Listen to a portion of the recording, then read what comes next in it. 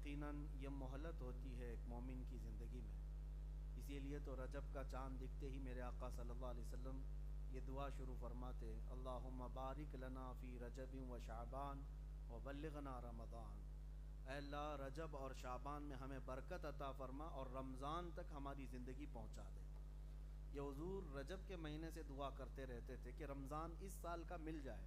حالانکہ رمضان بہت سارے ہماری زندگی میں آئے، لیکن رجب کا چاند دیکھنے کے بعد مومن کی زیادہ ہونی چاہیے کہ اللہ اب رجب دکھایا ہے تو رمضان تک زندگی دے ہی دے.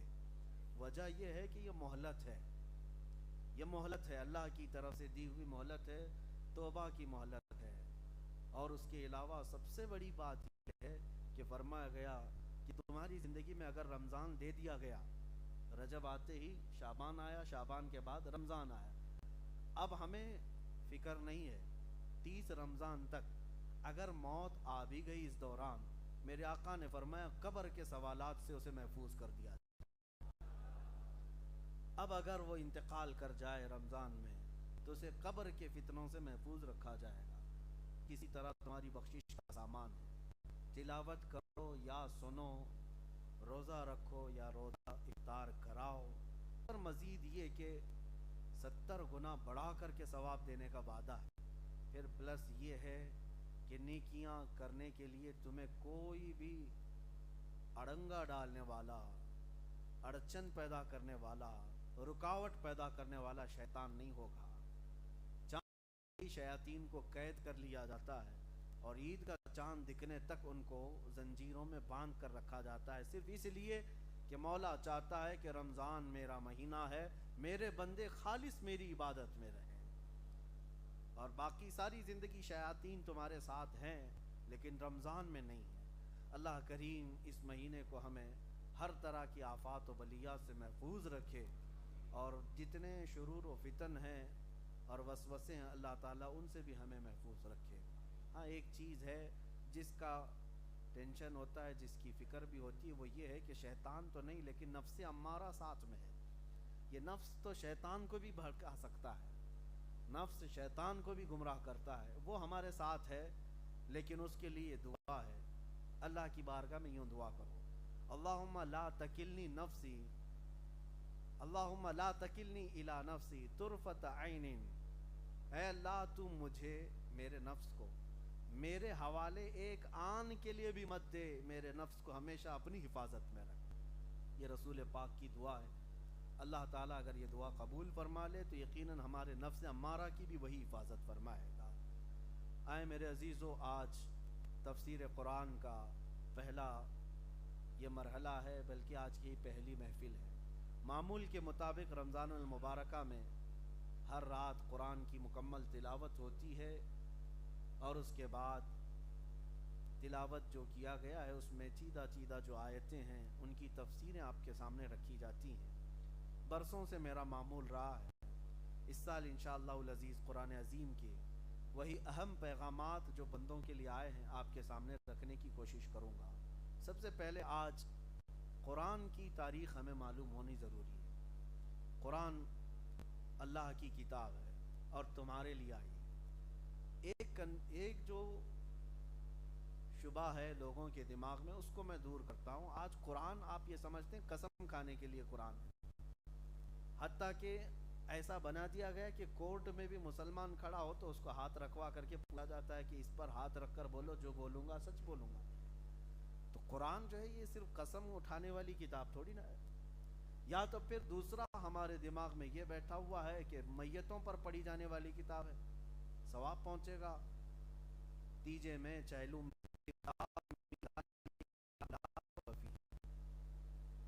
الف لام میم کا مطلب تو کسی کو نہیں معلوم اور نہ ہی قیامت تک کوئی بتا سکے گا. یہ حروف مقطعات ہیں جن کا معنی صرف اللہ اور اس کے رسول جانتے ہیں. وہ رازوں میں سے کچھ راز ہیں. کچھ سورتوں کے شروع میں یہ الفاظ آئے ہوئے ہیں، اور جو آیت اس کے بعد آئی ہے ذالک الکتاب لا ریب فیہ، یہ وہ کتاب ہے جس میں شک کی گنجائش بھی نہیں. ھدی للمتقین، اب یہاں سے آیت شروع ہے. یہ ہدایت ہے پرہیزگاروں کے لیے. یہ کتاب کس کے لیے ہے؟ ہدایت ہے परहेजगारों के लिए। अब सवाल आप भी ये कर सकते हैं, हम तो परहेजगारों में कहाँ शुमार हमारा? अगर ये किताब सिर्फ परहेजगारों के लिए है तो फिर हमारा क्या है? और क्या कुरान सिर्फ परहेजगारों के लिए, मुत्तकियों के लिए आई है? नहीं, उसकी एक मिसाल ही है मेरे अजीजों।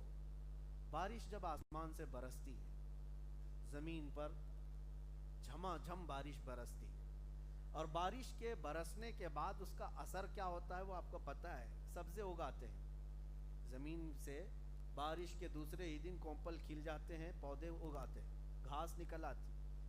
लेकिन मैं आपसे एक बात पूछता हूँ, जब बारिश बरसती है तो डामर वाले, सीमेंट वाले रोड पे भी बरसती है, कच्चे मैदान पे भी बरसती है, खेतियों में भी बरसती है। तो ज़मीन सारी बारिश एक ही तरह बरस रही है, लेकिन उस डामर के रोड पर एक भी घास नहीं उगता, न ही एक पौधा निकलता है, 10 साल भी बारिश बरसे। लेकिन कच्ची मट्टी वाली ज़मीन पर एक दिन भी बारिश हो जाए तो दूसरे दिन पौधे निकल आते हैं। बारिश का कसूर है या ज़मीन का कसूर है? बारिश का कोई कसूर नहीं। बारिश वही है जो सीमेंट पर भी बरस रही है और कच्ची मट्टी पर भी बरस रही है, एक ही बारिश है। लेकिन ज़मीन जिसने जैसा जज्ब करना है, इसी तरह कुरान ये बारिश रहमत है, हर एक के सीने पर ये बरस रही है।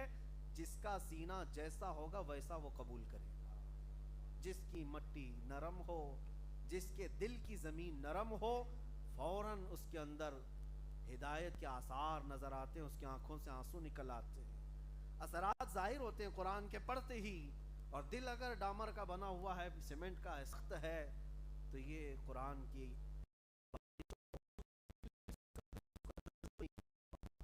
तो हुदल लिल मुत्तकीन का मतलब ये नहीं है कि सिर्फ ये परहेजगारों के लिए हिदायत है।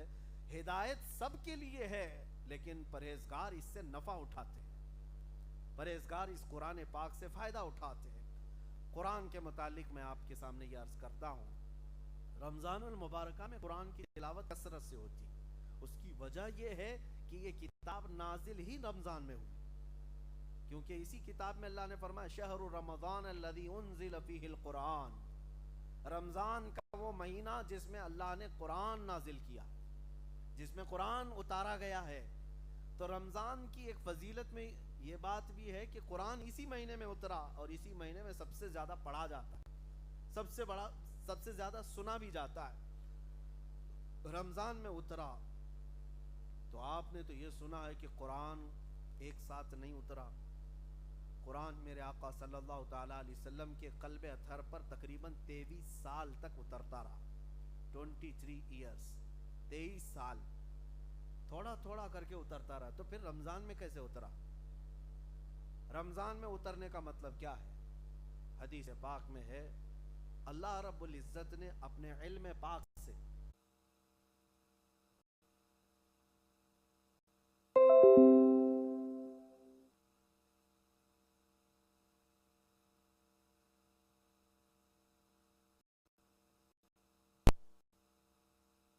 उतरने की इब्तिदा, बुखारी शरीफ की सबसे पहली हदीस, सैयदना इमाम बुखारी रहमतुल्लाह तआला अलैह ने जो सबसे पहला बाब रखा है,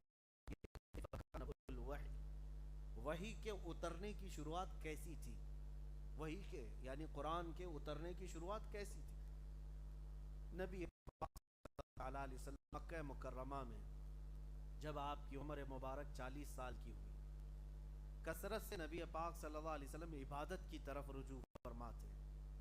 यानी जब आपकी उम्र पाक 35 साल से ऊपर हुई तो हुजूर अकरम सल्लल्लाहु ताला अलैहि वसल्लम ने दुनियावी मामलात को यकसर तर्क फरमा दिया था। ज़्यादा तौर पर आप दुनियावी मामलात में मसरूफ़ रहना बिल्कुल तर्क फरमा दिया, ना तिजारत के मामलात या दीगर मामलात, ज़्यादा वक्त अपना इबादत में बिताते। और उस इबादत के लिए आप मक्का का शहर छोड़कर हिरा, जबल नूर जो आज पहाड़ी है, एक गार है हिरा, उस गार में जाकर के इबादत गुजार हो जाते।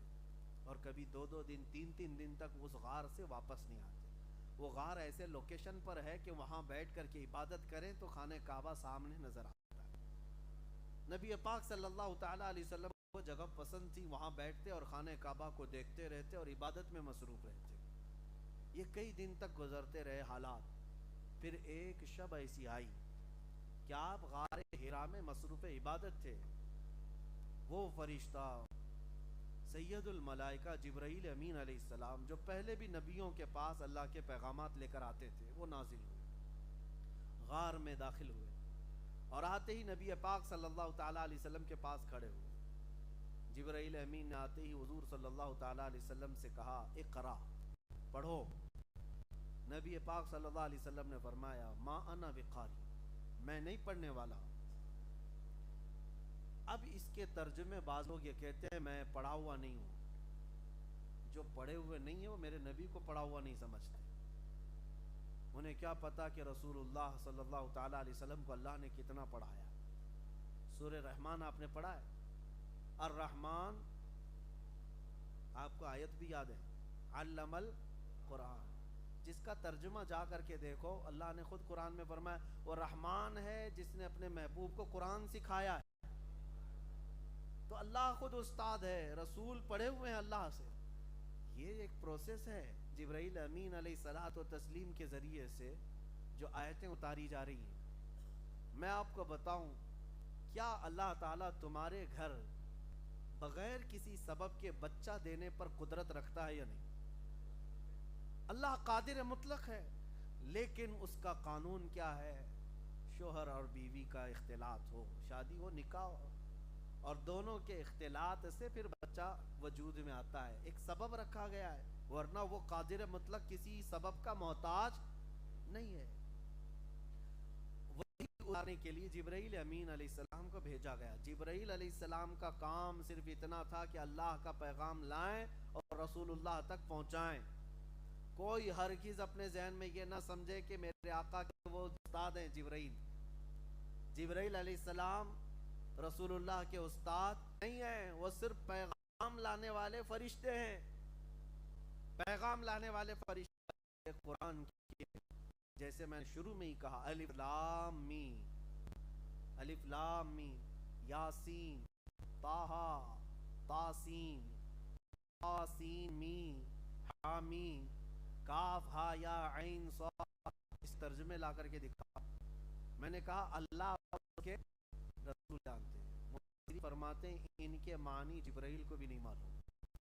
اگر استاد ہو تو استاد کو ہر چیز کا پتہ ہونا چاہیے, لیکن وہ استاد نہیں بلکہ اللہ کی طرف سے قاصد ہے نبی پاک صلی اللہ علیہ وسلم تک پہنچانے کے لیے. اب میں آپ کو بتا رہا ہوں جبرائیل امین علیہ السلام آئے اور کیا کہا اقرا, پڑھو. حضور نے کیا فرمایا, میں نہیں پڑھنے والا. یہ نہیں کہ مجھے پڑھنا نہیں آتا. دوسری بات, حضرت جبرائیل امین نے یہ جواب سن کر کے کیا کیا, حضور پاک صلی اللہ علیہ وسلم کو سینے سے سینہ لگایا اور اتنا تیز دبوچ دیا. حضور فرماتے مجھے ایسا لگتا ہے کہ میری ہڈیاں ٹوٹ جائیں. بہت تیزی سے انہوں نے معانقہ کیا, چھوڑ دیا, اور اس کے بعد اقرا, پڑھیے. حضور صلی اللہ علیہ وسلم نے پھر وہی جواب دیا میں بقاری, میں نہیں پڑھنے والا. پھر دوسری بار جبرائیل امین نے ویسی ہی گلے لگایا, پھر چھوڑ دیا, پھر کہا اقرا, پڑھیے. حضور نے پھر وہی جواب دیا ما انا بقاری, میں نہیں پڑھنے والا. 3 بار. تیسری بار پھر انہوں نے بہت تیزی سے, پھر چھوڑ دیا. اب کی بار یوں کہا اقرا بسم ربک الذی خلق, پڑھیے اس رب کے نام سے جس نے پیدا کیا ہے. حضور پاک صلی اللہ علیہ وسلم نے پڑھنا شروع فرمایا. میرے آقا نے یہ پیغام دیا کہ اگر صرف اقرا ہو تو تعلیم نہیں ہے. صرف اقرا ہو, اقرا کا مطلب پڑھو, یہ تعلیم نہیں ہے. لیکن جب کہا جائے رب کے نام سے پڑھو تو یہی اصل علم ہے. اچھا, اور ایک قرآن میں کئی جگہ پر یہ بات آئی ہے, کئی جگہ پر, جیسے حضور صلی اللہ علیہ وسلم سے کہا گیا قل هو اللہ احد, آپ فرما دیں وہ اللہ ایک ہے. قل کا مطلب ہوتا ہے آپ کہیں, آپ کہیں. لیکن یہاں پر سب سے پہلے قرآن جب نازل ہو رہا ہے تو کیا کہا جا رہا ہے, اقرا, پڑھو. یہ جملے کے متعلق بعض مفسرین فرماتے ہیں کسی کو یہ اس وقت کہا جاتا ہے جو پہلے سے پڑھا ہوا ہو، ورنہ کیا کہا جائے گا؟ میں جیسا کہوں ویسا کہو، میں جیسا کہوں ویسا کہو. لیکن اقرا پڑھو یہ اس کو کہا جاتا ہے جو پہلے سے پڑھا ہوا ہو، پہلے سے پڑھا ہوا ہو. ورنہ میں قرآن کی کئی آیتیں آپ کے سامنے رکھوں گا جس سے پتہ چلتا ہے. ابھی آج ہم نے ایک آیت پڑھی ہے، وَإِذْ قَالَ رَبُّكَ لِلْمَلَائِكَةِ إِنِّي جَاعِلٌ فِي الْأَرْضِ خَلِيفَةً. یاد کرو اے محبوب جب تمہارے رب نے فرشتوں سے کہا کہ میں ایک اپنا زمین میں خلیفہ بنانے والا ہوں. آدم علیہ السلام کی پیدائش سے پہلے کی بات ہے. اللہ نے فرشتوں سے کیا فرمایا کہ میں زمین میں اپنا ایک خلیفہ بنانے والا ہوں. یہ فرشتوں سے اللہ فرما رہا ہے. یہ واقعہ بڑا طویل ہے، میں اس کو پھر کبھی سناؤں گا آدم علیہ السلام کی ولادت کیسے ہوئی. لیکن جملہ کہا جاتا ہے اس زمانے میں بھی موجود رہا. جب ابھی آدم علیہ السلام کو پیدا نہیں کیا، ماء و تین، میں تو اس وقت بھی نبی تھا جب آدم علیہ السلام ابھی مٹی اور پانی میں گودے جا رہے تھے، اس وقت بھی میرے آقا نبی تھے. تو بہرحال جبرائیل امین علیہ السلام نے 3 مرتبہ سینے سے سینہ لگایا. چوتھی مرتبہ جب کہا اقرأ بسم ربک الذی خلق، تو میرے آقا نے پڑھا. آیتیں کہاں تک آئیں؟ علم الانسان ما لم یعلم. 5 آیتیں لے کر جبرائیل امین آئے تھے. 5 آیتیں. میرے عزیزو، قرآن کی یہ آیتیں معمولی نہیں ہیں.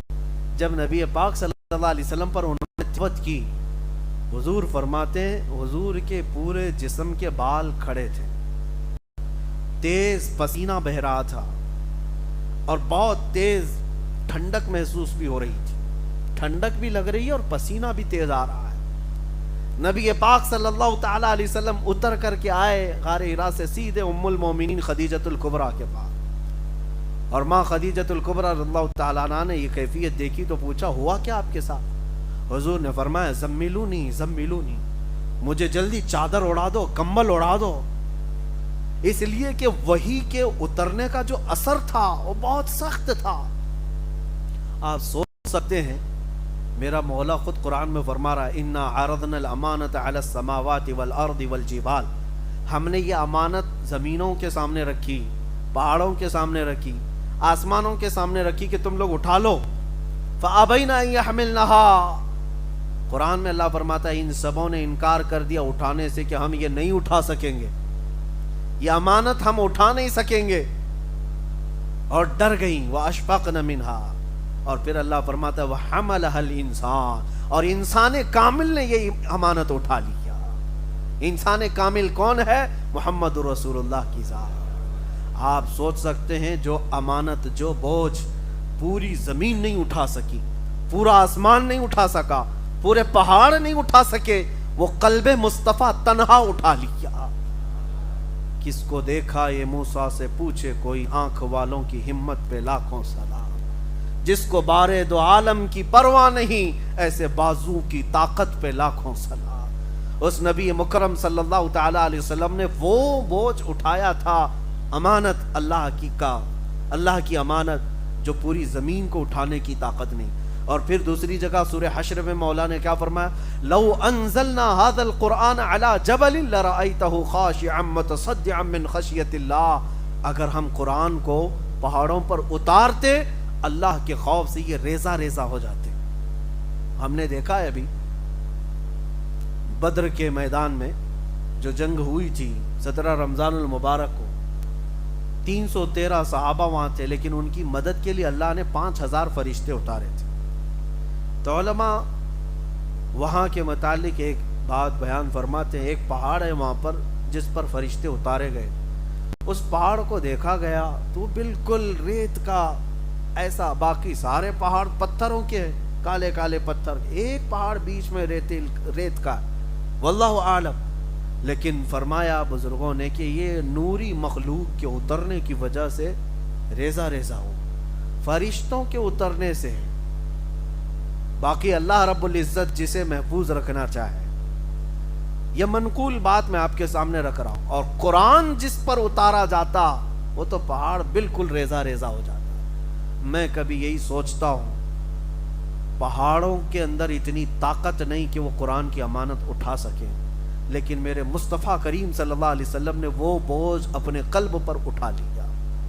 اب آپ کو ایک بات بتا دوں، حضور صلی اللہ علیہ وسلم نے تو اٹھا لیا، ہم بھی تو تراویح پڑھا رہے، قرآن ہمارے پاس بھی، چھوٹے بچے ہمارے ہیں، قرآن پورا انہوں نے یاد کر لیا ہے، کئی حفاظ یہاں پر الحمدللہ آج ہیں ہماری تراویح۔ میں اس کو اپنی خوشبختی سمجھتا ہوں کہ میرے پیچھے الحمدللہ سننے والے پورے حافظ قرآن بھی موجود ہیں، الحمدللہ 3 تو یہاں کھڑے ہیں، اور بھی ہمارے شاگرد بھی یہاں پورے حافظ موجود ہیں، ان کے سینوں میں بھی قرآن موجود ہے پورا۔ میں یہ پوچھتا ہوں تو کیا ان کے قلب، ان کے دل بھی پہاڑوں سے زیادہ مضبوط ہیں کہ انہوں نے بھی اٹھا لیا ہے؟ بات دراصل یہ ہے، میں اس کو ایک مثال سے بتاتا ہوں۔ کرنٹ جو ہے، بجلی ایک جگہ کہیں پر سٹاک کی جاتی ہے، جمع کی جاتی ہے، اور اس کے بعد محلے میں ڈائریکٹ والے جو وائر ہے اس سے آپ بجلی کو، اس کے بلب کو لگا کر کے دیکھو یا فین کو لگا کے، فوراً جل کے گر جائے گا، فوراً جل کر کے گر جائے گا۔ تو بجلی سٹاک جہاں ہوتی ہے وہاں سے پہلے محلے میں ایک ٹرانسفارمر رہتا ہے، اور اس میں کرنٹ آتا ہے اور بٹ جاتا ہے، اس کا پاور الگ الگ ہو کر کے جتنے پاور کی سپلائی کی ضرورت گھروں میں ہوتی ہے اتنے پاور کا کرنٹ آتا ہے۔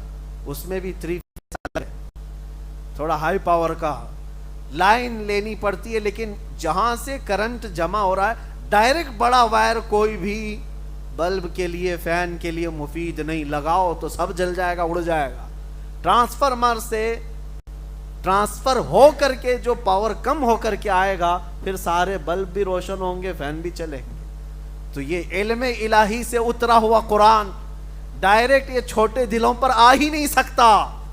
اللہ نے اپنے علم پاک کو سب سے پہلے قلب رسول پر اتارا، قلب مصطفیٰ نے یہ اٹھا لیا امانت، اور وہاں سے ٹرانسفر ہو کر پوری کائنات میں جتنے حفاظ ہیں سب کے سینوں پر جاتا ہے۔ اور ہر حافظ اگر آج قرآن کی امانت کو اٹھایا ہے تو وہ اس کی اپنی محنت نہیں، یہ مصطفیٰ کے بدولت اٹھایا ہوا ہے، نبی پاک صلی اللہ تعالی برکت ہے۔ اسی لیے سچ فرمایا بریلی کے امام نے، وہ جو نہ ہو تو اگر حضور نہ ہوتے تو پھر یہ امانت کا بوجھ نہیں اٹھا سکتے۔ جتنوں کے سینے میں ہے یہ سپلائی سیدھے مدینے سے ہو کر آ رہا ہے۔ ہمارے ایک استاد تھے، بزرگ استاد، وہ فرماتے تھے حافظوں کو آپ دیکھیں کبھی یہ تلاوت کرتے ہیں یا پڑھتے ہیں، قرآن پڑھتے ہیں، مدرسوں میں خاص طور پر جا کر کے دیکھیں ان کے یاد کرنے کا طریقہ، ہم کو کسی نے نہ بتایا اور نہ ہم نے کبھی شاگردوں کو یہ کہا کہ یوں یاد کرو، یاسین والقرآن الحکیم، یہ کیا ہے جھومنا؟ نہ ہم کو کبھی کسی استاد نے سکھایا تھا کہ جھوم کے پڑھنا چاہیے، نہ ہم نے کبھی کسی سے کہا، لیکن جاؤ کسی بھی مدرسے میں یہ بتایا نہیں جاتا ہے جھوم کر کے یاد کر، وہ خود ہی جھومتے رہتے ہیں۔ آپ اپنے گھر کا بچہ لا کر ہمارے مدرسے میں بٹھاؤ، 4 دن کے بعد وہ جھومنا نہ شروع کرے تو مجھ سے پوچھو۔ اگر قرآن پڑھنے کے لیے اس کو بٹھایا جائے تو وہ جھومنے لگے گا، یاسین والقرآن الحکیم انک لمن المرسلین۔ یہ منڈی ہلتی کیوں ہے؟ یہ شیک کیوں ہو رہا ہے؟ یہ پوری باڈی کیوں ہلتی ہے؟ اس کے متعلق ہمارے ایک بزرگ استاد ہیں، انہوں نے فرمایا تھا کہ جب قرآن کی پہلی آیتیں اتری تھی غار حرا میں، پہلی آیتیں اقرا سے لے کر علم الانسان ما لم یعلم تک، تو یہ 5 آیتیں جب اتری تھی تو میرے آقا کی پوری باڈی ہل گئی تھی، نبی پاک صلی اللہ تعالی علیہ وسلم جھوم گئے تھے۔ ان آیتوں کا بوجھ تھا یا یہ اس امانت کا اثر تھا کہ حضور پاک صلی اللہ تعالی علیہ وسلم ہلتے رہے، حرکت کرتے رہے۔ وہ ہمارے استاد فرماتے ہیں اس حرکت کا اثر آج تک ہے، جو بھی قرآن یاد کرتا ہے خود ہی حرکت کرنے لگتا ہے، وہ اثر آج تک موجود ہے۔ جو بھی قرآن پاک آج یاد کرتا ہے وہ اسے بتانے کی ضرورت نہیں، خود ہی ہلتا رہتا ہے۔ یہ قرآن پاک۔ دوسری بات میرے عزیزو، اس کی تاریخ مجھے آج بتانی تھی، میں نے شروعات یہ بتائی، غار حرا سے اس کی آیتیں شروع ہوئی، پہلی 5 آیتیں، پھر سیکنڈ مرتبہ میں 19 آیتیں آئی سورہ مدثر کی، علم الانسان ما لم یعلم تک پہلے بار نازل ہوئی، اس کے بعد دوسری بار جب جبرائیل امین علیہ السلام آئے تو یہ لے کر کے آئے یا ایھا المدثر قم فانذر وربک فکبر وثیابک فطہر، 19 آیتیں پھر نازل۔ اس کے بعد پھر قرآن میں جو آج ترتیب ہے، آپ یہ سوچ سکتے ہیں کہ پہلے وہاں کی 5 آیتیں، پھر سورہ مدثر کی 19 آیتیں، نازل ہونے کی ترتیب بہت الگ ہے۔ قرآن کے نازل ہونے کی ترتیب بہت الگ ہے۔ آج جو ہم لوگ پڑھ رہے ہیں سورہ فاتحہ، اس کے بعد سورہ بقرہ، اس کے بعد آل عمران، یا جس طرح آیتیں ہیں، یہ جو آج ترتیب ہے تو کسی کے دماغ میں یہ نہیں آنا چاہیے کہ یہ بعد کی بنائی ہوئی ترتیب ہے، لوگوں نے اس کو اپنے انداز سے یوں جمع کر دیا۔ نہیں، نازل ہونے کے اعتبار سے حضور اکرم صلی اللہ تعالیٰ علیہ وسلم جب لکھواتے تھے قرآن، کاتبان وحی جو صحابہ تھے، کئی صحابہ تھے، کچھ چمڑوں پر لکھتے تھے، کچھ پتھروں پر لکھتے تھے۔ نبی پاک صلی اللہ علیہ وسلم خود فرماتے اس آیت کو یہاں لکھو، اس آیت کو یہاں لکھو۔ تو حضور اکرم صلی اللہ علیہ وسلم خود بیان فرماتے، اسی اعتبار سے یہ سورتوں کی ترتیب بھی رکھی گئی اور آیتوں کی ترتیب بھی رکھی گئی، یہ ہماری بنائی ہوئی نہیں ہے۔ اس لیے کہ میں کل ہی ایک پاکھنڈی کسی پنڈت کو سن رہا تھا، وہ کہہ رہا تھا کہ قرآن میں ایک خلیفاؤں نے گھسپیٹ کیا ہے، داخل کر دیا ہے، اور اس اعتبار سے قرآن بھی کوئی اپنے اوریجنل صورت میں تھوڑی نہ ہے۔ وہ ایسا ہے، کوبڑا ہمیشہ یہ سوچتا ہے کہ پوری دنیا کوبڑی رہے، بیچارے کے پاس تو کوئی ڈھنگ کی چیز ہے نہیں، اگر کوئی چیز پیش کرے تو کتابوں کا کوئی اتا پتہ نہیں۔ بہت ساری کتابیں، میں چیلنج کے ساتھ کہتا ہوں، دنیا میں موجود آج جتنی مقدس کتابیں لا کر کے دکھاؤ، کوئی بھی تحریف و تبدیل سے محفوظ آج تک نہیں، سب بدلی ہوئی ہیں، انہی لوگوں نے بدلا ہوا ہے، کوئی بھی محفوظ نہیں۔ اب قرآن پاک جو محفوظ ہے، ان کے پیٹ میں درد ہے، کہتے ہیں یہ ایک ہی چیز کیسے محفوظ ہے؟ اس کے لیے زبردستی شوشے چھوڑتے ہیں کہ یہ بھی ہو سکتا ہے خلیفاؤں نے گڑھ لیا ہوگا، ڈال لیا ہوگا اندر، اس میں داخل کر دیا ہوگا، تو یہ پاسیبلٹی پہ بات کرتے ہیں، ہو سکتا ہے، ہو سکتا ہے، ہو سکتا پہ تو ہم ان کو یہ کہہ سکتے ہیں آپ عورت ہو سکتے ہیں، ہو سکنے میں تو پاسیبلٹی کسی بھی چیز کی بات کر سکتے۔ دلیل ہے آپ کے پاس کوئی کہ قرآن کو کسی نے بدلا تھا یا اپنے انداز سے داخل کیا تھا؟ ایک خلیفہ نے، ایک بادشاہ نے، ایک حاکم نے، بہت سارے زمانے آئے لیکن دلیل ان کے پاس ہے ہی نہیں۔ میں آپ کو ایک مثال بتاتا ہوں، ایک بھی اگر انکاری 1400 سال میں مل جائے کہ قرآن جیسا رسول اللہ کے زمانے میں نازل ہوا تھا، یہ ویسا نہیں کچھ الگ تھا، لا کر کے دکھا دیں، ایک بھی 1,20,000 صحابہ آخری حج میں میرے آقا کے ساتھ تھے، اس کے علاوہ اور بھی صحابہ تھے، 1,50,000 کے قریب صحابہ۔ آپ سوچ سکتے ہیں یہ کامن چیز ہے سمجھنے کے لیے، کیا 1,20,000 سے زیادہ لوگ ایک جھوٹ پر جمع ہو سکتے ہیں؟ کسی ایک جھوٹ پر؟ اگر ان میں سے کسی ایک کو بھی شک ہوتا کہ آیتیں ایسی نہیں ایسی تھی، حضرت ابو بکر کے زمانے میں ایسا ہو گیا، حضرت عمر کے زمانے میں ایسا ہو گیا، حضرت عثمان کے زمانے میں ایسا ہو گیا، ہم ایسا نہیں سنے تھے، ویسا تھا، لا کر کے دیا، ایک نے بھی نہیں کہا۔ حتیٰ کہ سب سے بڑے تعجب کی بات میں آپ کو بتاؤں، سب سے بڑے تعجب کی بات، خلفائے راشدین کا زمانہ، ہم تو الحمدللہ اہل سنت و جماعت صدیق اکبر کو اپنے سر کا تاج سمجھتے ہیں، خلیفہ ثانی عمر فاروق رضی اللہ تعالیٰ عنہ پر بھی ہم ظاہر سی بات ہے دل و جان سے تسلیم کرتے ہیں، ان کی خلافت حضرت عثمان غنی کو، لیکن اہل تشیع، شیعہ جماعت، ان تینوں خلفاء کے متعلق متفق نہیں ہے۔ کھل کر کے میں بتاتا ہوں، حضرت ابو بکر صدیق، حضرت عمر، حضرت عثمان، تینوں خلفاء کے بارے میں ان کا متفقہ قول نہیں ہے۔ ہاں وہ کہتے ہیں خلیفہ اول، خلیفہ ثانی، خلیفہ ثالث، لیکن ان کے عدل کے بارے میں، ان کی پرہیزگاری کے بارے میں، ان کی نیکیوں کے بارے میں ان سب کا اتفاق نہیں ہے شیعہ جماعت کا۔ یہ بات کیوں کہہ رہا ہوں؟ جن کو یہ تین خلفاء سے اعتراض ہے، اس جماعت نے بھی قرآن وہی آج تک تسلیم کیا ہے جو قرآن ہم نے تسلیم کیا ہے۔ قرآن شیعوں کے پاس بھی وہی ہے جو سورہ فاتحہ سے شروع ہو کر والناس پہ ختم ہوتا ہے۔ ان کی شیعہ جماعت میں سے ایک عالم نے بھی آج تک یہ نہیں کہا کہ صدیق اکبر نے قرآن میں ادھر ادھر کر دیا، یا عمر فاروق نے کر دیا، یا حضرت عثمان نے کر دیا، نہیں۔ شیعہ جماعت کے پاس بھی جو قرآن ہے وہ یہی قرآن ہے، اس پر سب کا اتفاق ہے۔ پوری امت کے جتنے فرقے پیدا ہوئے ان سب فرقوں کا بھی اس قرآن کے بارے میں کوئی اختلاف نہیں ہوا۔ یہ سب سے بڑی مثال ہے ان ظالموں کے لیے، پاکھنڈیوں کے لیے، جو کہتے ہیں کہ اس میں کسی نے داخل کر دیا، گھسا دیا۔ بات صرف اور صرف اتنی ہے کہ اپنی چیز محفوظ نہیں تو دوسرے پر بھی الزام لگاؤ۔ اپنا گھر تو ٹھیک ہے نہیں، دوسرے کے گھر کو بھی بول دو کہ یہ صحیح نہیں۔ لیکن قرآن عظیم جس طرح میرے آقا صلی اللہ علیہ وسلم کے زمانے میں نازل ہوا تھا اسی صورت میں آج تک محفوظ ہے، آج تک قرآن پاک محفوظ ہے۔ اب چلیے دوسری بات میں آپ کے سامنے رکھتا ہوں۔ حضور صلی اللہ علیہ وسلم کے بہت سارے معجزے ہیں۔ چاند کے 2 ٹکڑے فرمایا حضور، مانتے ہیں کہ نہیں مانتے آپ؟ سورج کو حضور پاک نے پلٹایا، تسلیم کرتے ہیں کہ نہیں؟ میرے آقا صلی اللہ علیہ وسلم نے انگلیوں سے پانی کے چشمے جاری کیے، مانتے ہیں نا حضور کے یہ معجزے؟ لیکن دیکھا ہے آپ نے؟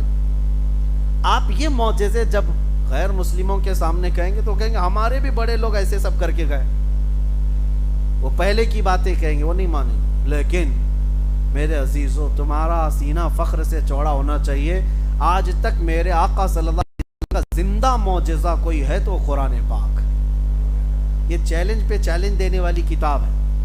اللہ نے اس میں چیلنج دیا ہے ان ظالموں کو کہ لاؤ، اگر یہ اللہ کی کتاب نہیں ہے تو ایسی ایک کتاب تم بھی بنا کے لاؤ۔ پوری کتاب نہیں لا سکتے تو ایک سورہ بنا کے لاؤ، سورہ نہیں تو 10 آیتیں بنا کے لاؤ۔ کون سا بڑا کام تھا یہ؟ 1400 سال سے کیوں نہیں کیا؟ نہیں کر سکے۔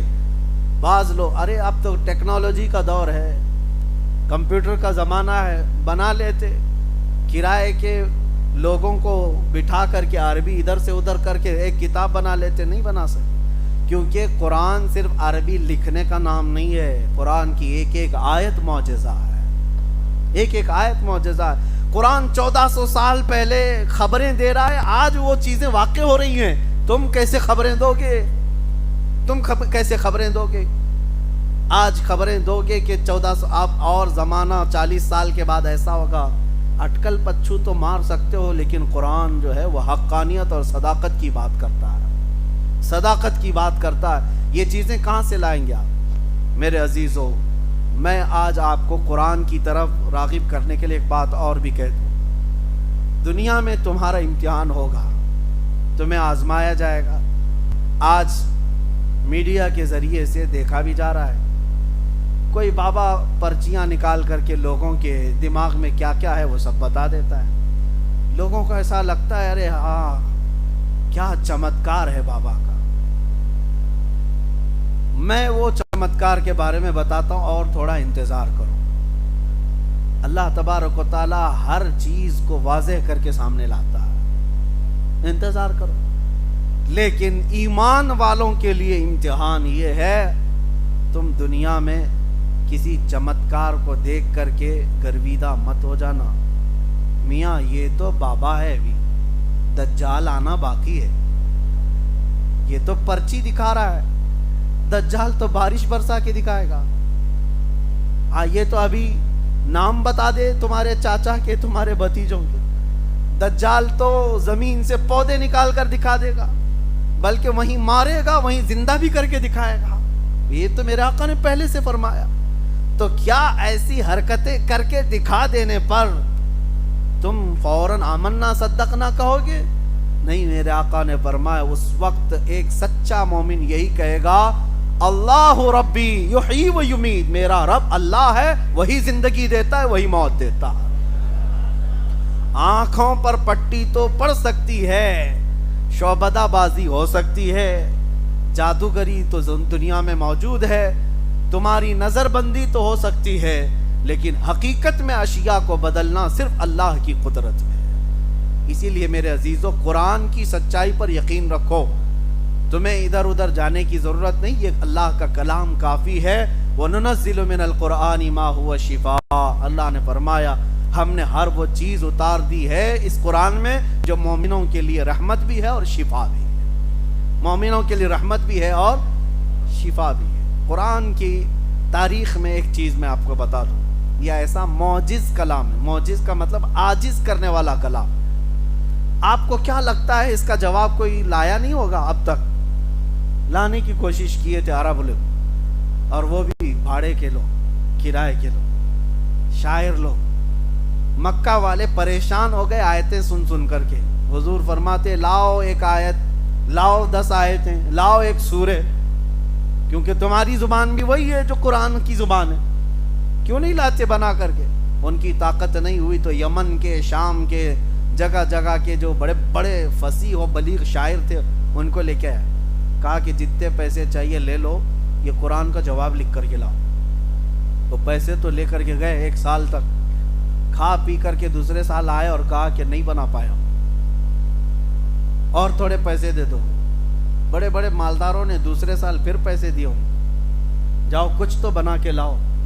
دوسرے سال گئے، سال بھر حج کے موسم میں آتے تھے سارے لوگ، مکہ میں جمع ہوتے تھے۔ اب ان کو ڈر لگنے لگا دوسرے سال اگر نہیں لے کے جائیں گے تو یہ عرب کے بڑے بڑے سر پھرے سیٹ لوگ جو ہے مار ڈالیں گے، تو کچھ نہ کچھ بنا کے لے کے آئے شاعر لوگ۔ ابھی ہم نے آج پڑھی ہے قرآن کی سورہ القاریعۃ ما القاریعۃ وما ادراک ما القاریعۃ۔ اللہ نے فرمایا وہ چنگھاڑنے والی، قیامت کا تذکرہ ہے اس میں۔ چنگھاڑ، کیسی چنگھاڑ جو قیامت کے وقت آئے گی کہ انسان روئی کے پھائے کی طرح اڑ رہے ہوں گے، یعنی تمام پہاڑوں کو دیکھو کہ تم ہوا میں اڑ رہے ہوں گے، گردش کر رہے ہوں گے۔ یہ قیامت کا منظر ہے اس میں، سورہ میں القاریعۃ ما القاریعۃ وما ادراک ما القاریعۃ۔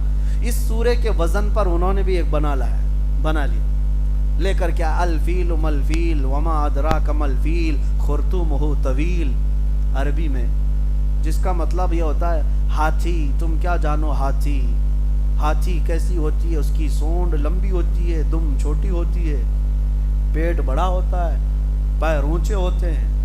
لے کر کے آئے مکہ والوں کے سامنے، تلاوت کیا الفیل میں، سب گھبرا کے کھڑے ہو گئے اور سب کہنے لگے کیا بکواس ہے، کیا بکواس ہے، ہاتھی تم کیا جانو ہاتھی، سونڈ لمبی ہوتی ہے، پونچھ چھوٹی ہوتی ہے، یہ کوئی سورے بنا کر کے لائے ہو؟ بہت پھٹکار کھائی اور خود ہنسنے بھی لگے، خود بنا کر کے لائے اور خود ہنسنے بھی لگے، ہم نے کیا بنا دیا۔ کہا اس بار تمہیں جو ہے وارننگ دیتا ہوں۔ بڑے سیٹ نے کہا اگر تیسرے سال خالی ہاتھ آئے تو مارے جاؤ گے، قرآن کے جواب میں کچھ تو لے کے آؤ۔ یہ کوشش میاں پہلے سے ہوتی رہی ہے، بیچارے آج میڈیا کے ایک میز پر بیٹھ کر کے کہتے ہیں کہ 26 آیتیں نکال دیں گے، وہ بڑے بڑے عرب نہیں کر پائے، یہ لوگ کریں گے جن کو پیشاب کا طریقہ نہیں معلوم۔ قرآن کی 26 آیتوں کے بارے میں میں آپ سے کہتا ہوں، تیسرے سال بیچارے کیا کیے، کہا کہ اب بنانے کی ہمت نہیں ہے، اب ہاتھی کا بنائے پھر اگلے سال گھوڑے کا نہ بنا لیں۔ بناتے نہیں، قرآن میں کچھ اگر نقص ہے، عیب ہے تو اس کو ڈھونڈ کے لے جاتے، جو عربی گرامر سے گرے ہوئے، تو 4 لفظ ڈھونڈ کے لائے، وہ 4 لفظ قرآن کے اندر کے ڈھونڈ کے لائے کہ یہ عرب نہیں بولتے، ایسی بات قرآن میں آئی ہے، فصیح نہیں ہے، یہ فصیح عربی سے گری ہوئی چیز۔ وہ کیا تھے؟ 4 لفظ تھے، حضوا، حضوا کا مطلب ہوتا ہے مذاق، لیکن قرآن میں حضوا، عرب لوگ اس کو استہزاء کہتے تھے۔ قرآن میں دوسرا ایک لفظ استعمال ہے، وہ کبار، بوڑھے کو کہتے ہیں، لیکن عرب لوگ کبار نہیں، کبیر استعمال کرتے تھے۔ اور قرآن میں ایک لفظ استعمال ہے عجاب، عرب لوگ عجاب نہیں، عجیب استعمال کرتے ہیں، عجیب و غریب چیز کو قرآن میں عجاب آیا ہے، تو کہنے لگے ایسے ورڈز آئے ہیں قرآن میں جو عرب یوز نہیں کرتے۔ عرب لوگ جو یوز کرتے ہیں وہ فصیح زبان ہوتی، لشیء ہے، لشیء ہونا چاہیے۔ 4 غلطیاں ڈھونڈ کے لائے، اور جب وہ آئے تو مکہ والے خوش ہو گئے، چلو کچھ تو لائے، 3 سال پیسے کھا کر کے۔ حضور کے پاس وہ آئے، حضور سے کہا کہ دیکھو محمد صلی اللہ علیہ وسلم، ہم نے تمہارے اس کلام قرآن سے 4 ایسی غلطیاں نکالی ہیں جو عرب لوگ استعمال نہیں کرتے، عربوں کے درمیان یہ رواج نہیں ہے۔ حضور نے فرمایا میں تم سے نہیں بات کرتا، ہمارے اور تمہارے درمیان فیصلہ کرنے کسی بڑے بوڑھے آدمی کو لے آؤ جس کی زبان دانی پر سب کا اتفاق ہو، سب اس پر اتفاق کر۔ تو اس زمانے میں 96 ایئر کا ایک بوڑھا تھا جو پہاڑوں پہ رہتا تھا، اس کی زبان ایک دم اوریجنل زبان، بالکل پیور عربی، کیونکہ کبھی وہ لوگوں سے ملنا جلنا نہیں، اپنی زبان کی حفاظت کے لیے بیچارہ بوڑھا پہاڑوں پہ رہتا تھا۔ ان مکہ والوں نے کہا ہم اس کو لے کے آئیں گے، وہ استاد فیصلہ کرے گا۔ حضور نے فرمایا لے آؤ اس کو لے کر کے آئے۔ جب وہ بوڑھا آیا تو حضور بیٹھے ہوئے تھے۔ بڑے لوگوں کے آتے ہی تعظیم کی جاتی تھی، حضور کھڑے نہیں ہوئے، حضور بیٹھے رہے۔ وہ بوڑھا دیکھتا رہا اور آ کر کے حضور کے سامنے بیٹھ گیا تو حضور کھڑے ہو گئے۔ جب وہ بیٹھا حضور کھڑے ہو گئے تو وہ گھبرا کے وہ بھی کھڑا ہو گیا۔ حضور پھر بیٹھ گئے، وہ پھر بیٹھ گیا۔ حضور نے فرمایا یہاں نہیں، یہاں بیٹھو بازو۔ اس کو وہاں سے اٹھائے، بازو میں بیٹھے۔ اس کے بعد پھر حضور نے فرمایا نہیں نہیں ادھر نہیں، ادھر بیٹھو۔ 96 سال کے بوڑھے کو اٹھاؤ بٹھاؤ، ویسے ہی بوڑھے سٹیا جائے۔ وہ بیچارہ ادھر سے ادھر، ادھر سے ادھر کیا، غصے میں آ گیا۔ غصے میں آ کر کی جو اصلی زبان ہوتی وہی نکلتی۔ اس نے کہا یا محمد اتتخذنی حضوا وانی شیخ کبار وان ھذا منکم لشیء عجاب۔ وہ 4 غلطیاں جو یہ پکڑ کے لائے تھے، وہ بوڑھا وہی 4 باتیں بول رہا تھا۔ وہ کہہ رہا تھا اے محمد تم میرا مذاق اڑا رہے ہو۔ حضوا کا لفظ اس نے استعمال کیا، کہا انی لشیخ کبار، میں تو کبار بوڑھا آدمی ہوں، وَإِنَّ هَذَا مِنْكُمْ لَشَيْءٌ عُجَابٌ، اور ایسی حرکت آپ جیسے آدمی سے بہت عجیب ہے۔ اس نے نہ عجیب کہا، نہ کبیر کہا، نہ استہزاء کہا، اس نے کہا حضوا عجاب کبار۔ جو عرب لوگ غلطیاں پکڑ کے لائے تھے کہ عربی لوگ استعمال نہیں کرتے، یہ بوڑھا سٹیا کر وہی لفظ استعمال کر رہا ہے۔ حضور نے ان کی طرف دیکھا اور کہا جس کو فیصلہ کرنے لائے تھے وہی 4 باتیں تو کہہ رہا ہے۔ جس کو تم کہہ رہے ہو کہ قرآن کی فصیح زبان نہیں ہے، تو سب سے بڑا استاد وہ استعمال کر رہا ہے۔ بیچارے شرما کر منہ جھکا کر چلے گئے۔ قرآن کا جواب اس وقت بھی نہ لا سکے تھے۔ حضور کے زمانے میں ایک اور چیز ہوتی تھی، شاعر لوگ، شاعروں کا رواج تھا، جو سب سے اچھی شاعری کرتا تھا اس کی شاعری خانہ کعبہ کے پاس لا کر لٹکا دی جاتی، اور چیلنج ہوتا تھا اس سے اچھی شاعری اگر کوئی لکھے گا تو یہ پرانی والی نکال دیں گے اور نئی والی پھر لگائیں گے۔ عربوں میں فیصلہ ہوتا تھا بیٹھ کر۔ تو کعبے کے دروازے کے پاس جس کی شاعری لٹکی ہے وہ سب سے عمدہ شاعری، عربی میں شعر و شاعری کا رواج۔ ایک دن حضور صلی اللہ علیہ وسلم نے لکھوایا سورہ کوثر کو، انا اعطیناک الکوثر فصل لربک وانحر ان شانئک هو الابتر۔ 3 آیتیں بس لکھوا کر کے کعبے کے پاس لٹکا دیا اور کہا کہ جو اس سے بہتر لکھ کر کے لائے گا یہ نکالا جائے گا اور نیا لگایا جائے گا۔ اب عربوں کو پتا تھا اس کے معنی کیا ہیں، اور یہ 3 آیتیں نہیں ہیں ہمارے اور آپ کے لیے، ہم اجنبی ہیں عربی سے، لیکن عربی لوگ جانتے ہیں اس میں کتنا سمندر بھرا ہوا ہے معنوں میں۔ دیکھتے رہے۔ پھر اس زمانے میں بھی انہوں نے بہت بڑے شاعر کو پکڑ کر لا کر کہا اس کا جواب لکھو، اس کو اترواؤ کعبے سے۔ وہ آیا، دیکھا، غور سے پڑھا، انا اعطیناک الکوثر فصل لربک وانحر ان شانئک هو الابتر۔ اپنی طرف سے نیچے لکھ کر کے لگایا ما ھذا کلام البشر، کہا کہ یہ بشر کا کلام ہو ہی نہیں سکتا۔ اس نے کہا میں کیا شاعری لکھوں، یہ جو کلام ہے یہ بشر کا ہو ہی نہیں سکتا۔ اس کے بعد سے آج تک کعبے پہ لٹکانے کا رواج ہی ختم ہو گیا۔ قرآن کے آنے کے بعد پھر کوئی فصیح زبان اس کا مقابلہ نہیں کر سکی۔ یہ میرے رب کا کلام سچا اور میرے مصطفیٰ کا سچا معجزہ ہے۔ مجھے حیرت اس بات کی ہے کہ ہماری قوم اس سے غافل ہے، اس قرآن پاک سے۔ اس کے ترجمے، معنی، تفسیر تو دور کی بات، پڑھنا نہیں آتا لوگوں کو، میتوں پر پڑھتے۔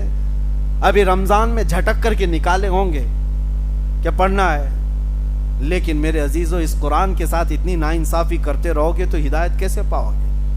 درس قرآن اگر ہم نے نہ بلایا ہوتا، یہ زمانے نے زمانہ نہ دکھایا ہوتا۔ وہ زمانے میں معزز تھے مسلمان ہو کر، آجم خار ہوئے تاریک قرآن ہو کر۔ ہم قرآن چھوڑ کر کے خار ہوئے۔ اتنا علم اس کے اندر ہے۔ میں نے اب تفسیر کے لیے جو اس سال مزاج بنایا تھا کہ قرآن کے اندر جو علوم ہیں میں آپ کے سامنے نکال کر کے رکھوں گا۔ آج ریسرچ کرنے کے بعد جو علوم لائے گئے، میں نے وہ علوم قرآن میں پڑھے، نام اگرچہ الگ الگ دیے ہوں۔ میڈیکل سائنس کی کتنی تھیوریاں میں قرآن سے آپ کو نکال کر بتاؤں۔ ایمبریالوجی جس کو کہا جاتا ہے، بچے کے پیدا ہونے کا سارا علم، ایمبریالوجی، یہ پورا قرآن نے اس زمانے میں بتایا ہے جب نہ سونوگرافی کی مشین تھی، نہ ایکسرا تھا، نہ سی ٹی اسکین، کچھ نہیں۔ ماں کے پیٹ میں بچہ کیسے کیسے پلتا ہے، وہ ہو بہو وہی الفاظ آج میڈیکل سائنس میں موجود ہیں۔ یہ قرآن کے اندر وہ علوم موجود ہیں۔ اور علم نباتات جس کو کہتے ہیں بوٹانی، اور آرکیالوجی، آسٹرونومی، آسٹرالوجی، یہ الگ الگ علوم آج پیدا کیے گئے۔ آسٹرالوجی والے زمین کے ماہرین، فلکیات کے ماہرین زمین کے اندر کے خزانے کھوج رہے ہیں، اور قرآن نے وہ سب اس میں بتایا ہے۔ آسٹرونومی، ستاروں کا علم رکھنے والے بہت سارے ماہرین ہیں، سائنٹسٹ ہیں، وہ اب کے زمانے میں کھوج کر کے نکال رہے ہیں کہ ستارے کتنے بڑے ہیں، یہ کتنی طاقت کے ہوتے ہیں، ان کی عمر کتنی ہوتی ہے، اور یہ کب جا کر کے کہاں ختم ہوتے ہیں۔ بلیک ہولز کیا ہیں؟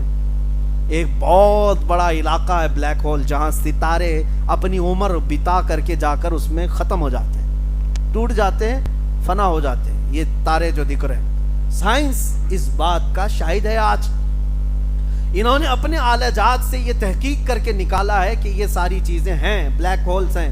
اور 1400 سال پہلے کون آسمان پر گیا؟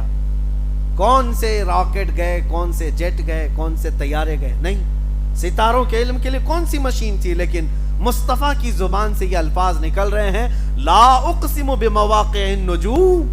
اللہ فرماتا قسم ہے رب تعالیٰ کو ان جگہوں کی جہاں ستارے جا کر ٹوٹ جاتے ہیں۔ یہ قرآن میں موجود ہے۔ بلیک ہولز کو آج تم نکال رہے ہو۔ ریڈ سی کے اندر موجود چیزیں، اور اٹلانٹک اوشین کے اندر موجود وہ ڈارک سپیس جہاں سورج کی روشنی نہیں پڑتی، قرآن کے 18ویں پارے سورہ نور میں موجود ہے۔ جبکہ رسول پاک صلی اللہ تعالیٰ علیہ وسلم کبھی اپنی زندگی میں سمندر کا سفر نہیں فرمایا، لیکن سمندر کی باریکیاں حضور کی زبان سے اللہ بیان فرما رہا ہے۔ یہ قرآن کے علوم میں آپ کے سامنے رکھنا چاہوں گا انشاءاللہ۔ وجہ یہ ہے میرے عزیزو، قرآن کو اتنا زیادہ تم ناانصافی کے ساتھ چھوڑ دیو، اس لیے ذلت اور خاری اٹھانی ہے۔ قرآن پڑھنا سیکھو، اور کوئی مشکل کتاب نہیں، بہت آسان کتاب، یاد کرنے کے لیے بھی آسان ہے، پڑھنے کے لیے بھی آسان ہے۔ آپ کو میں بتاؤں، میرے گھر میں موجود ہے 4.5 مہینے میں مکمل حفظ قرآن کیا ہوا۔ اگر اللہ چاہے تو سینے میں اتنی جلدی یہ قرآن کو اتارتا ہے۔ اور پڑھنے کے لیے آسان کتنا ہے؟ قرآن کہتا ہے وَلَقَدْ يَسَّرْنَا الْقُرْآنَ لِلذِّكْرِ فَهَلْ مِن مُدَّكِرٍ۔ ہم نے قرآن یاد کرنے کے لیے آسان بنایا ہے، کوئی یاد کرنے والا نہیں ہے۔ قرآن پڑھتے نہیں، ایک رکوع پڑھتے ہیں کہ تھک جاتے ہیں، بند کر کے چلے جاتے ہیں۔ تم نے کبھی سوچا ہم گھنٹوں موبائل چلا لیتے ہیں، اکتاہٹ نہیں آتی، سب کے میسیجز پڑھتے ہیں، فالتو میسیجز سب دیکھتے رہتے ہیں، لیکن قرآن پڑھنے میں کیوں دقت کیوں آتی ہے؟ دل کے کالا ہونے کی علامات میں سے، دل کے مردہ ہونے کی علامات میں سے۔ اٹھاؤ، رمضان المبارک آ چکا ہے، کل سے ویسے بھی الحمدللہ ہمارے درس قرآن کی محفل بھی ہونے والی، فجر کے بعد روزانہ ہم ایک پارے کی تلاوت کریں گے۔ جب تراویح میں ہمارا ختم قرآن ہوگا انشاءاللہ، آپ تلاوت قرآن میں بھی مکمل قرآن ختم ہوگا انشاءاللہ۔ اللہ تبارک و تعالیٰ کہنے سننے سے زیادہ عمل کی توفیق عطا فرمائے۔ اب میں اخیر میں یہی دعا کروں گا کہ آج سے ہم نے قرآن کے متعلق یہ معلومات آپ کے سامنے رکھی ہیں، اور پھر میں زمانے کے آج اعتراضات جو ہیں قرآن پر، اس پر بھی میں انشاءاللہ آؤں گا، کسی دن عرض کروں گا۔ 26 آیتوں کے متعلق میرا ایک مکمل بیان موجود ہے کہ اس میں آیتیں دہشت گردی کو بڑھاوا دیتی ہیں، فلاں ہیں، ایسی ہیں۔ میرے عزیزو، بات بڑھ جائے گی، سب کی کتابوں میں کچھ نہ کچھ موجود ہے، بہت ساری ہیں۔ بعض وہ کتابیں اگر میں رکھوں یہاں پر، اس لیے کہ قرآن پر سارے اٹیک کر رہے ہیں، ان کی کتابیں تمہیں پتہ ہے جس میں یہ بھی بیان کیا گیا ہے کہ شودروں کو گرم کھولتا ہوا تیل کان میں ڈال دو اگر وہ یعنی مقدس کتابوں کو سننے کے لیے بیٹھ جائے۔ یہ سب کتابوں میں موجود، کسی کتاب میں وہ حوالے کے ساتھ رکھوں گا، آج میں اوپنلی اس طرح کہہ رہا ہوں۔ یہ بھی موجود ہے دوسری کتابوں میں، دوسرے ریلیجین جہاں پر مقدس کتابیں مانی جاتی ہیں، کاٹ کاٹ کے ٹکڑے کر دو، جو دھرم ویرودھی ہے، فلاں ہے، سب جگہ موجود ہے۔ ہم نے تو کسی کو کاٹ کاٹ کر ٹکڑے کرنے کا حکم قرآن میں نہ پڑھایا ہے نہ سنا ہے۔ قرآن رحمت کی کتاب ہے، لیکن اس میں جہاں باتیں ہیں وہ کس لیے آئی وہ بھی میں بتاؤں گا، کس کانٹیسٹ میں بیان کی گئی ہے، کیا موقع محل رہا ہے، وہ سب انشاءاللہ العزیز رکھیں گے ہم. لیکن ان لوگوں کا کوئی علاج نہیں جن کا دل پہلے سے پیک ہے، جانا ہی نہیں چاہتے. ختم اللہ علی قلوبہم، اللہ نے ان کے دلوں پر مہر لگا دیا ہے، نہ اندر سے باہر کچھ آتا ہے نہ باہر سے اندر کچھ جاتا ہے، ان کے لیے نہیں. لیکن جو سمجھ بوجھ رکھتے ہیں انشاءاللہ العزیز وہ ہمارے خلاصے کے بعد ایکسیپٹ کریں گے، تسلیم کریں گے کہ قرآن کی آیتیں عمل کرنے کے لیے سب سے آسان ہیں اور سب سے فطرت کے عین مطابق ہیں. اللہ تبارک و تعالیٰ لوگوں کو ذہن صافی عطا فرمائے، عقل کامل عطا فرمائے، اور قرآن کے آیات اور ان کے تمام مفاہیم پر ہمیں عمل کی توفیق عطا فرمائے. وآخر دعوانا